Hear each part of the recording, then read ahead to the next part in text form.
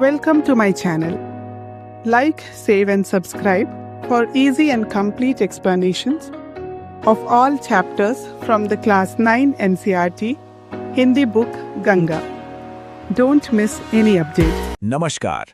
आज हम समझने वाले हैं कक्षा 9 की हिंदी गंगा पुस्तक का एक बहुत ही गहरा पाठ संवादहीन। इसे लिखा है जाने माने लेखक शेखर जोशी ने। ये कहानी है अकेलेपन की, रिश्तों की उलझनों की। और हाँ, ये इस कहानी के विश्लेषण का पहला भाग है। तो चलिए शुरू करते हैं और इसकी परतों को एक एक करके खोलते हैं। तो इस सफर में हमारे 5 पड़ाव होंगे। सबसे पहले हम लेखक शेखर जोशी के बारे में जानेंगे, फिर कहानी के मूल विचार को पकड़ने की कोशिश करेंगे। उसके बाद हम कहानी के 2 मुख्य किरदारों ताई और मिट्ठू की दुनिया में कदम रखेंगे, उनके बीच की बातचीत को समझेंगे और आखिर में उनके रिश्ते की जो जटिलता है ना, उसे टटोलेंगे। तो चलिए शुरू करते हैं हमारे पहले पड़ाव से। देखिए, किसी भी कहानी को अच्छे से समझने के लिए उसके लेखक को जानना बहुत जरूरी होता है। तो आइए जानते हैं इस कहानी के रचयिता शेखर जोशी को। शेखर जोशी जी, इनका जन्म हुआ था 1932 में उत्तराखंड के खूबसूरत अल्मोड़ा में। वो हिंदी साहित्य के एक बहुत मजबूत स्तंभ माने जाते हैं, जिनकी कहानियों ने लोगों के दिलों पर एक अलग ही छाप छोड़ी। और अभी हाल ही में 2022 में वो हमारे बीच नहीं रहे। उनकी कलम से कोसी का घटवार और दाजू जैसी न जाने कितनी ही यादगार कहानियां निकली। इन्हीं रचनाओं ने उन्हें साहित्य जगत में एक खास पहचान दी और उनके इसी योगदान के लिए उन्हें महावीर प्रसाद द्विवेदी पुरस्कार और साहित्य भूषण सम्मान जैसे कई बड़े पुरस्कारों से सम्मानित भी किया गया। अच्छा, लेखक के बारे में तो हमने जान लिया, अब कहानी के दिल में उतरते हैं। ये जो शीर्षक है संवादहीन, इसका मतलब क्या है? ये कहानी हमें असल में बताना क्या चाहती है? चलिए इसके सेंट्रल आइडिया को समझते हैं। तो देखिए, कहानी का जो सार है, जो सबसे जरूरी बात है, वो है एक गांव में रहने वाली बूढ़ी औरत का अकेलापन। ये कहानी उसी अकेलेपन के दर्द को बहुत ही सेंसिटिविटी के साथ हमारे सामने रखती है। लेकिन बात सिर्फ अकेलेपन पर खत्म नहीं होती।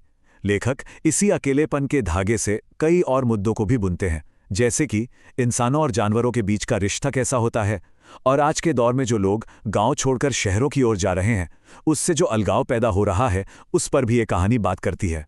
चलिए अब कहानी के 2 सबसे अहम किरदारों से मिलते हैं, ताई और मिट्ठू। देखते हैं कैसी है इनकी दुनिया।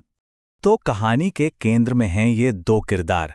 एक है ताई, जो एक बुजुर्ग महिला हैं, और दूसरा है उनका तोता मिट्ठू। इनकी पूरी दुनिया गांव के एक पुराने, लगभग खंडहर बन चुके घर में सिमट हुई है। ऐसा लगता है जैसे उस घर की दीवारें भी उनके अकेलेपन की गवाह हैं। ताई बिल्कुल अकेली हैं। एक वक्त था जब उनका घर परिवार से भरा रहता था, लेकिन अब उनके बेटे, बहू सब गांव छोड़कर शहर जा चुके हैं और पीछे रह गई हैं। तो बस ताई अपने इस पुश्तैनी घर की खामोशी के साथ। अब आते हैं उस अनोखी बातचीत पर, उस संवाद पर, जो ताई और मिट्ठू के दिन को और उनके रिश्ते को एक पहचान देता है। उनकी पूरी दिनचर्या ही इन संवादों के इर्द गिर्द घूमती है। एक तरफ ताई उसे सिखाती हैं, राम राम कहो, सीताराम कहो, तो मिट्ठू रटे रटाए तोते की तरह दोहरा देता है, सीताराम सीताराम। लेकिन जब ताई उसे प्यार से कहती हैं, जीते रहो बेटा, जुग जुग जियो, तो मिट्ठू का जवाब सुनिए। वो कहता है, अब कैसे कटेगी? ऐसा लगता है मानो वो ताई के दिल की ही बात बोल रहा हो। वो सिर्फ शब्द नहीं, एहसास दोहरा रहा है। तो यहाँ ये समझना बहुत जरूरी है कि मिट्ठू सिर्फ एक पालतू तोता नहीं है। वो तो एक ऐसे होशियार स्टूडेंट की तरह है, जो अपनी टीचर यानी ताई के सिखाए हर पाठ को, हर एहसास को हूबहू कॉपी कर लेता है। सच तो ये है कि वो ताई के अकेलेपन का इकलौता गवाह और साथी है। लेकिन हर रिश्ते की तरह इस रिश्ते में भी सिर्फ प्यार ही नहीं है, इसमें निराशा और झुंझलाहट भी है।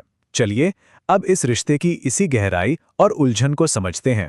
उनकी ये बातचीत हमेशा इतनी प्यार भरी नहीं होती थी। इस रिश्ते का एक दूसरा, एक स्याह पहलू भी था। कभी कभी ताई का अंदर का अकेलापन उनकी हताशा गुस्से में बदल जाती थी और वो मिट्ठू को कोसने लगती थी। वो चिल्लाती थी, मेरी जान खाने को आ गया है, मर जा मर जा मर जा। ये शब्द उनके अंदर दबे हुए गहरे दुख को बाहर लाते हैं। और मजे की बात देखिए, मिट्ठू भी इस गुस्से का जवाब ठीक वैसे ही गुस्से से देता था। जैसे ही ताई का गुस्सा उस पर बरसता, वो भी पिंजरे के अंदर दाने पानी की कटोरियों पर हमला कर देता, उन्हें उलट पलट देता। वो सच में ताई की परछाई बन चुका था, प्यार में भी और गुस्से में भी। लेकिन गुस्से का ये बवंडर जितनी तेजी से आता था, उतनी ही तेजी से शांत भी हो जाता था, और कुछ ही पलों में उनकी वही प्यार भरी बातें फिर से शुरू हो जाती, जैसे मानो बीच में कुछ हुआ ही ना हो। ये दिखाता है कि उनका रिश्ता कितना नाजुक था और वो एक दूसरे पर कितने निर्भर थे। तो ये सब देखकर हमारे सामने एक बहुत बड़ा सवाल खड़ा होता है, ताई और मिट्ठू का ये रिश्ता आखिर है क्या? क्या ये सिर्फ प्यार है, या अकेलेपन से पैदा हुई एक दूसरे पर निर्भरता है, या फिर कुछ और ही है? इसी सवाल के साथ हम इस विश्लेषण के पहले भाग को यहीं रोकते हैं। सोचेगा जरूर। किसी भी पाठ को एक नज़र में समझने का सरल और रोचक तरीका हो सकता है माइंड मैप। यह माइंड मैप पाठ के हर पहलू को एक सुथरे और कनेक्टेड तरीके से दिखाता है।